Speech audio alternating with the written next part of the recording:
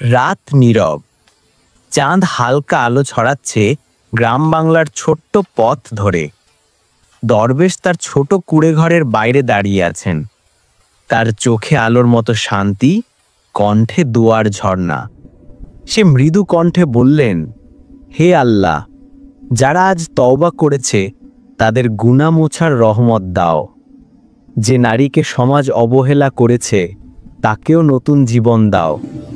যে তরুণকে তার দাওয়াত জাগিয়েছে তার অন্তরও আলোকিত করো। হে প্রভু, এই দুনিয়ার ও আখিরাতের জন্য তাদের পথ আলোকিত করো। দরবেশের চোখে অশ্রু ঝরে পড়ল, কিন্তু তার দুঃখের নয়, বরং শান্তি ও সন্তুষ্টির অশ্রু। সে জানতেন তার তাওবা, তার শিক্ষা আর তার সহমর্মিতা আজ বহু মানুষের হৃদয় পরিবর্তন করেছে। রাতের নীরবতা তার প্রার্থনার শব্দ শোনার মতো মধুর। গ্রামের বাতাসে যেন আল্লাহর রহমতের সুবাস ভেসে বেড়াচ্ছে। শেষে দরবেশ ধীরে ধীরে মাথা নত করে বললেন, হে আল্লাহ, তোমার রহমত সমস্ত সৃষ্টির উপরে সর্বদা বজায় থাক।